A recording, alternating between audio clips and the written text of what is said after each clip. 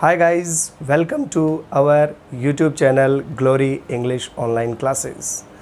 आज इस वीडियो में हम पास्ट परफेक्ट टेंस देखने वाले हैं, लेकिन पास्ट परफेक्ट टेंस देखने से पहले मैं आपको ये बता दूं कि यदि आपने हमारे पिछले टेंस सीरीज़ के वीडियो नहीं देखे हैं तो पहले आप उन्हें ज़रूर देख लें, क्योंकि बहुत सारी बातें हैं जो हमने वहाँ पर डिस्कस की है।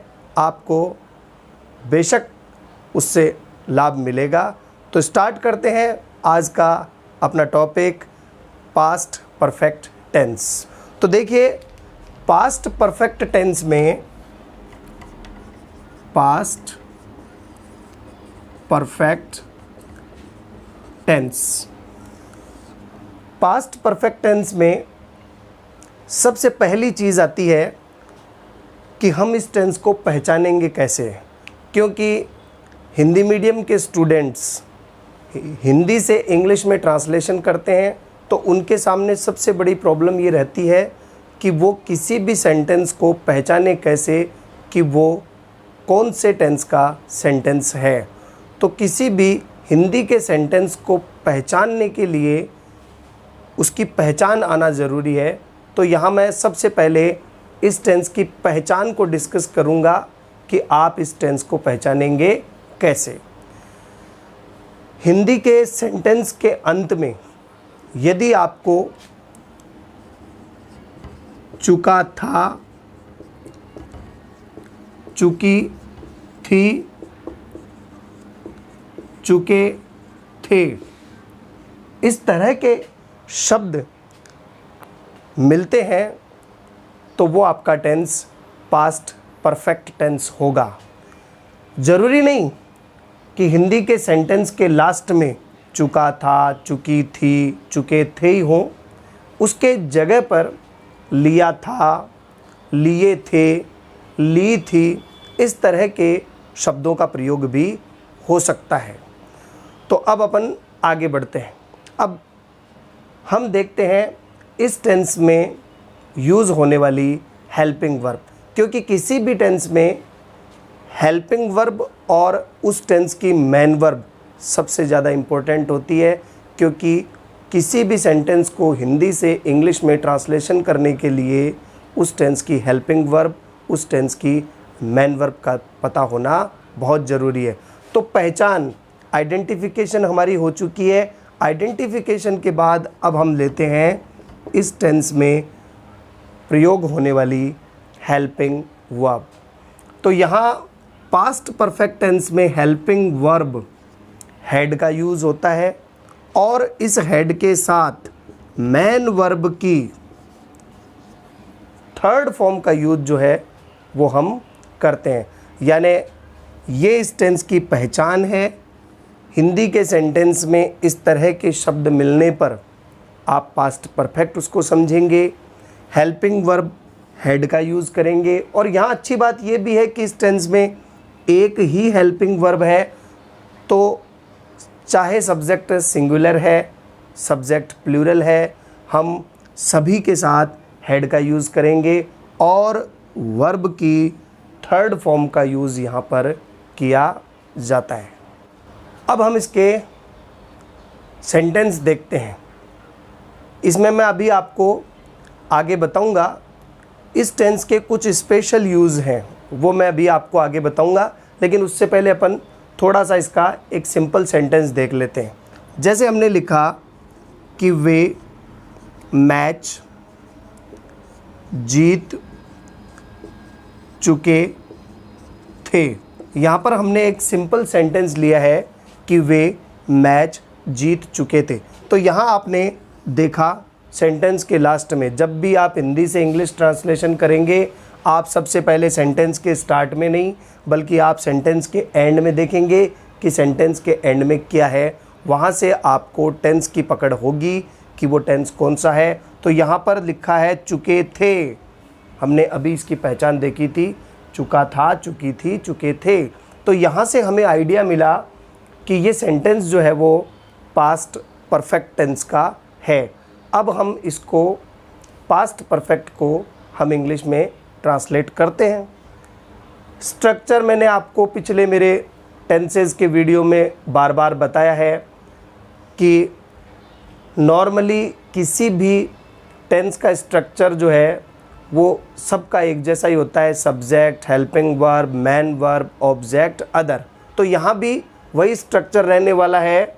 सबसे पहले सब्जेक्ट, यहाँ पर सब्जेक्ट है वे, तो हमने लिखा दे। फिर हेल्पिंग वर्ब, यहाँ हेल्पिंग वर्ब है हैड, तो ये हमने लिखा हैड। फिर तीसरे नंबर पर मैन वर्ब आती है। हैड के साथ मैन वर्ब की थर्ड फॉर्म का यूज़ होता है। यहाँ वर्ब है जीतना, जीतने को इंग्लिश में कहते हैं विन, और विन की सेकंड और थर्ड फॉर्म होती है वॉन, तो यहाँ पर हो जाएगा third form won. They had won, और वो क्या जीत चुके हैं, वो मैच जीत चुके हैं। तो मैच यहाँ पर हमारा ऑब्जेक्ट है, तो हम लिख देंगे द मैच। तो इस तरह से सेंटेंस हमारा बनकर के रेडी है। They had won the match, वे मैच जीत चुके थे। यहाँ नेगेटिव बनाना बहुत ही सिंपल है। नेगेटिव के लिए आपको हेल्पिंग वर्ब के बाद नॉर्मल नॉट का यूज़ करना होता है। हेल्पिंग वर्ब के बाद यदि आप नॉट और लगा देंगे तो वो आपका नेगेटिव बन जाएगा। They had not von the match, वे मैच नहीं जीत चुके थे। इंटेरोगेटिव में प्रश्न बनेगा, क्या वे मैच जीत चुके थे? तो किसी भी सेंटेंस को इंटेरोगेटिव बनाने के लिए मैंने आपको तरीका बताया है कि सेंटेंस के सबसे पहले अगर क्या शब्द दिया हुआ हो तो हेल्पिंग वर्ब से वो सेंटेंस बनता है। तो सबसे पहले हम क्या लिखेंगे, हेल्पिंग वर्ब, हेल्पिंग वर्ब के बाद सब्जेक्ट, सब्जेक्ट के बाद मैन वर्ब। मैन वर्ब की यहाँ थर्ड फॉर्म है, इसलिए हम लिख देंगे वॉन, और फिर ऑब्जेक्ट हो जाएगा द मैच, और लास्ट में हम क्वेश्चन मार्क लगा देंगे। तो ये सेंटेंस बन गया, had they won the match, क्या वे मैच जीत चुके थे। अब लास्ट इंटेरोगेटिव से इंटेरोगेटिव नेगेटिव बनाना। ये इंटेरोगेटिव है, इसी को नेगेटिव भी बनाना है। तो बहुत सिंपल बात है, जहाँ सब्जेक्ट है उस सब्जेक्ट के बाद आपको नॉट और यूज़ ले लेना है, तो यहाँ पर इंटेरोगेटिव नेगेटिव बन जाएगा। Had they not von the match, क्या वे मैच नहीं जीत चुके थे। तो इस तरह से हमने affirmative, negative, interrogative, interrogative, negative चारों प्रकार के सेंटेंस देख लिए, और मेरे पिछले वीडियोस में मैंने इनको विस्तार से बताया है, तो आप पिछले वीडियोस को ज़रूर देखें। अगर आप प्रेजेंट सिंपल से शुरू करेंगे और सारे वीडियोस को लगातार देखेंगे तो आपको टेंस में कहीं कोई प्रॉब्लम नहीं होगी। अब हम पास्ट परफेक्ट टेंस के जो स्पेशल यूज़ है वो अपन डिस्कस करेंगे। तो देखिए, पास्ट परफेक्ट टेंस में भूतकाल में, पास्ट में कोई काम जो किसी निश्चित समय से या तो पहले हुआ है या उस निश्चित समय के बाद हुआ है, इस तरह के सेंटेंस को बताने के लिए भी इस टेंस का यूज़ होता है। और इस तरह के सेंटेंस में या तो दो सेंटेंस के बीच में पहले यानी बिफोर का यूज़ होता है, या दो सेंटेंस के बीच में के बाद या बाद में या पश्चात, इस तरह के शब्दों का प्रयोग होता है। इंग्लिश में कहें तो हम दो सेंटेंस के बीच में आफ्टर का यूज़ होता है। तो यहाँ दो सेंटेंस होंगे और दो के बीच में या तो बिफोर होगा या फिर आफ्टर का यूज़ होगा, और हम उनको सेंटेंस भी नहीं कर सकते क्योंकि वो एक तरह से क्लोज हैं। तो दो क्लोज यहाँ पर होंगे और उनके बीच में या तो बिफोर होगा या आफ्टर का यूज़ होगा। तो देखते हैं कि इस टेंस में बिफोर और आफ्टर के ये यूज़ किस तरह से होते हैं। इसके लिए अपने को एक बिफोर का और एक आफ्टर का सेंटेंस देखना पड़ेगा। तो देखते हैं बिफोर और आफ्टर का यूज़। यहाँ पर हमने दो सेंटेंस लिए हैं। एक सेंटेंस है डॉक्टर के आने से पहले मरीज मर चुका था, और दूसरा सेंटेंस है डॉक्टर के आने के बाद मरीज मर गया। तो यहाँ आप देख रहे हैं कि यहाँ पर पहले और यहाँ पर बाद। तो यहाँ पहले के लिए बिफोर का यूज़ होगा और बाद के लिए यहाँ पर आफ्टर का यूज़ होता है। इसमें दो सिंपल स्ट्रक्चर हैं, हम उन स्ट्रक्चर्स को देखेंगे और पहले इस बात को समझेंगे। तो यहाँ पर हमने देखा कि डॉक्टर के आने से पहले और मरीज मर चुका था, तो दो क्लोज है यहाँ पर, और दो क्लोज के बीच में यहाँ अपने को बिफोर यूज़ में लेना है। तो अब इसमें महत्वपूर्ण बात यह है कि जब दो क्लोज के बीच में बिफोर होगा तो बिफोर से पहले जो क्लोज होगा उसमें आपको हैड प्लस वर्ब की थर्ड फॉर्म का यूज़ करना है, यानी कि पास्ट परफेक्ट टेंस जो हम पढ़ रहे हैं उसका यूज़ करना है। और बिफोर के बाद जो क्लोज होगा उसमें हमें वर्ब की सेकंड फॉर्म यानी कि पास्ट सिंपल का यूज़ करना होता है। तो यहाँ पर हमें पास्ट सिंपल का यूज़ करना होता है और यहाँ पर हम पास्ट परफेक्ट का यूज़ करेंगे। अपन ये कह सकते हैं कि ये पास्ट परफेक्ट और पास्ट सिंपल का एक कॉम्बिनेशन है। यदि दो क्लोज के बीच में बिफोर का यूज़ होता है तो बिफोर से पहले जो क्लोज होगा वो पास्ट परफेक्ट में होगा और बिफोर के बाद वाला पास्ट सिंपल में होगा। अब यदि हम इसको इंग्लिश में ट्रांसलेट करें तो देखिए यहाँ पर लिखा है डॉक्टर के आने से पहले मरीज़ मर चुका था। तो दोनों में से पहले मरीज़ के मरने का काम हुआ और डॉक्टर तो बाद में आया, क्योंकि यहाँ पर लिखा है डॉक्टर के आने से पहले मरीज़ मर चुका था। तो ये जो बाद वाला सेंटेंस है ये हम पहले लेंगे। यहाँ पर इसको इंग्लिश में ट्रांसलेट करते समय इस बाद वाले पार्ट को हमें पहले लेना होगा। तो हम यहाँ पर लेंगे मरीज़, तो हम लिखेंगे द पेशेंट। और मैंने आपको बताया कि पहले वाले पार्ट में आपको हैड प्लस थर्ड का यूज़ करना है यानी पास्ट परफेक्ट का। तो हम यहाँ पर लिख देंगे हैड और वहाँ पर वर्ब है मरना, तो डाई से थर्ड फॉर्म हो गई इसकी died. The patient had died. तो ये पास्ट परफेक्ट हो गया। अब हम बीच में लिखेंगे बिफोर। बिफोर लिखने के बाद ये जो हमारा दूसरा पार्ट है इस पार्ट को हम पीछे ले जाएंगे। तो इस पार्ट का सब्जेक्ट कौन है? डॉक्टर। तो हम यहाँ पर लिखेंगे द डॉक्टर। और यहाँ मैंने आपको बताया कि बिफोर के बाद वाला जो पार्ट होगा उसमें हमें पास्ट सिंपल का यूज़ करना है यानी वर्ब की सेकंड फॉर्म का यूज़ करना है। तो यहाँ वर्ब है आना, तो यहाँ पर कम की सेकंड फॉर्म हो जाएगी केम।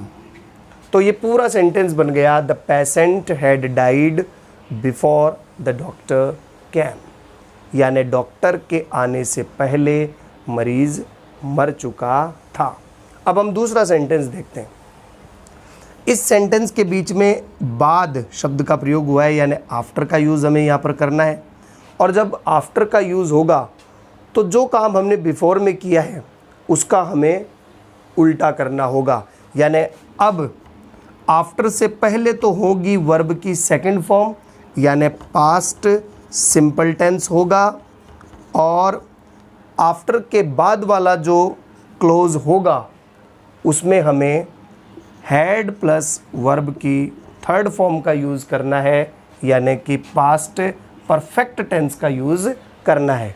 तो बस इसको याद रखने का यही एक सिंपल तरीका है कि आप एक को ध्यान में रखो और उस एक को जो ध्यान में रखोगे उसका उल्टा विपरीत कर देना आफ्टर वाले में, यानी आफ्टर वाले में पास्ट सिंपल चला जाएगा पहले और पास्ट परफेक्ट आ जाएगा बाद में।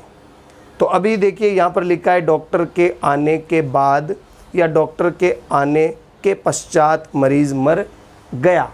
तो मरीज़ मर गया डॉक्टर के आने के बाद। तो अभी हम कैसे बनाएंगे इसको? हम लिखेंगे द पेशेंट। द पेशेंट और मर गया पास्ट सिंपल है, और हमें बाद वाले पार्ट को तो पहले लाना है, तो यहाँ बाद वाले पार्ट को हम पहले ला रहे हैं, लेकिन आफ्टर का यूज़ करेंगे तो पहले पास्ट सिंपल आएगा, इसलिए हम सीधा ही सेकंड फॉर्म का यूज़ करेंगे, डाइड। The patient died. ये पार्ट जो है वो अपना यहाँ पर आ गया। अब हम यहाँ पर आफ्टर का यूज़ करेंगे, और आफ्टर के बाद इस पार्ट को हम ले जाएंगे पीछे, लेकिन ध्यान रहे आफ्टर के बाद हेड प्लस थर्ड का यूज़ करना है, यानी इस पार्ट को हम पास्ट परफेक्ट टेंस में बनाएंगे। तो अब हमारा सब्जेक्ट कौन है? The doctor. तो ये हमने लिख दिया द डॉक्टर, और पास्ट परफेक्ट में बनाएंगे तो ये हमने हेड का यूज़ कर दिया, और यहाँ वर्ब है आना, तो कम की थर्ड होती है कम, क्योंकि कम केम कम, तो थर्ड यहाँ पर कम होगी, तो यहाँ पर हम लिख देंगे कम। तो ये सेंटेंस बन गया the patient died after the doctor had come. तो ये दो स्ट्रक्चर जो है वो यहाँ पर काम करते हैं, और इस टेंस में ज़्यादातर सेंटेंस जो है वो इसी तरह से बनाए जाते हैं। जैसे इनसे ही रिलेटेड और भी कई तरह के सेंटेंस है। मेरे स्टेशन पहुंचने से पहले ट्रेन छूट चुकी थी, या मेरे स्टेशन पहुंचने के बाद ट्रेन रवाना हुई, मेरे स्कूल पहुंचने से पहले ही घंटी बज चुकी थी, या मेरे स्कूल पहुंचने के बाद घंटी बजी। तो इस तरह के बहुत सेंटेंस हैं, लेकिन सबका पैटर्न जो है वो यही होगा। और एग्ज़ाम में, बोर्ड एग्ज़ाम में जो करेक्ट फॉर्म का जो क्वेश्चन आता है, उस करेक्ट फॉर्म के क्वेश्चन में हर साल एक क्वेश्चन जो है वो यहाँ से पुटअप कर लिया जाता है। यहाँ पर आपके दो टेंस हो रहे हैं, एक है पास्ट परफेक्ट तो एक है पास्ट सिंपल। करेक्ट फॉर्म वालों में क्या किया जाता है कि वहाँ पर या तो यहाँ पर आपको एक ब्लैंक छोड़ दिया जाता है, या आपको यहाँ पर एक ब्लैंक छोड़ दिया जाता है, और आपको ये कहा जाता है कि सेंटेंस के हिसाब से आपको करेक्ट फॉर्म का यूज़ करना है। तो वहाँ पर भी ये चीज़ आपके काम आएगी। वहाँ पर आपको बस इतना ही ध्यान रखना है कि जैसे ये मान लीजिए ये सेंटेंस एग्ज़ाम में आ जाए, और मान लीजिए यहाँ पर रिक्त स्थान दे दिया जाए, तो आप देखेंगे कि यहाँ बिफोर दिया हुआ है और बिफोर के पहले हेड प्लस थर्ड का यूज़ हो रहा है। तो आपके दिमाग में स्ट्रक्चर अपने आप आ जाएगा कि जब had plus third past perfect tense है, बिफोर भी है, तो बाद वाले क्लोज में अब हमें पास्ट सिंपल का यूज़ करना है, यानी यहाँ पर अब सेकंड फॉर्म का यूज़ होगा। अगर सेकंड फॉर्म पहले से दी हुई है और यहाँ पर रिक्त स्थान छोड़ दिया गया है, तो आप यहाँ पर पास्ट परफेक्ट का यूज़ करेंगे, आप यहाँ पर हेड प्लस थर्ड का यूज़ करेंगे। इसी तरह से अगर दो क्लोज के बीच में आफ्टर दिया हुआ है, तो आफ्टर से पहले वाला जो क्लोज होगा उसमें आपको सेकंड फॉर्म का यूज़ करना है, और आफ्टर के बाद वाले क्लोज में आपको हेड प्लस थर्ड का यूज़ करना है। तो ये स्ट्रक्चर जो है वो बहुत ही काम का है। ये बोर्ड में करेक्ट फॉर्म में भी काम आता है, इस टेंस के सेंटेंस बनाने में भी आपके बहुत काम में आएगा। तो उम्मीद है आपको मेरी बात समझ में आई होगी। यदि आपके कोई बात नहीं भी समझ में आई है तो आप कमेंट बॉक्स में कमेंट कर लीजिए, और उसका सॉल्यूशन आपको आगे वीडियो में और मिल जाएगा। तो मिलते हैं एक अगले इंटरेस्टिंग वीडियो के साथ, तब तक के लिए जय हिंद।